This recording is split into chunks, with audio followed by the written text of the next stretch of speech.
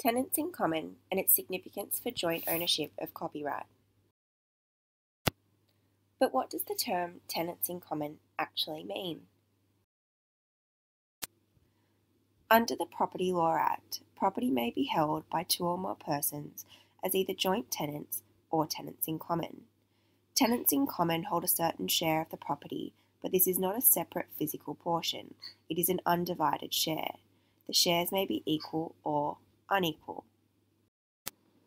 Each tenant in common may alienate their share with consent of the other co-owners, and upon the death of one tenant in common, their interest will devolve to their estate. But what is the significance of this principle for joint ownership of copyright? Copyright may be held jointly by two or more people by virtue of either an express agreement or because a work has been jointly created. Section 10 of the Copyright Act defines a work of joint authorship as a work that has been produced by the collaboration of two or more authors and in which the contribution of each author is not separate from the contribution of the others.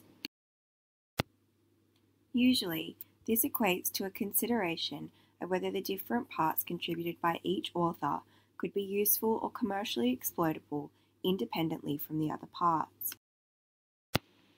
such as the melody and lyrics of a song. All authors must have also contributed their originality to the creation of the work. It will be insufficient where, for example, one person is merely a scribe. Where the contributions cannot be separated, and each author has sufficiently contributed their originality to the work, copyright will subsist in the work and the authors will own it jointly. In the absence of an express agreement to the contrary, joint authors will hold copyright as tenants in common in equal shares. But what rights does a tenant in common of copyright have over the work? Under the Copyright Act, the rights of co-owners inter se or between themselves are not expressly outlined. However, Section 78 provides that a reference to the author of a work shall, unless otherwise expressly provided, be read as a reference to all authors of the work. While most rights given by the Act are expressed to be exercisable by the owner, the Act's Interpretation Act extends this singular expression to the plural. But what does this mean for a co-owner trying to deal with their interest in the work? A theme that has somewhat emerged is that acts for the protection of the property may be done by a co-owner individually, such as suing for infringement. But any other act comprised in the copyright is forbidden without the consent of the other co-owners. So each co-owner has title to sue in relation to the property and can, in turn, be sued. Take-home points.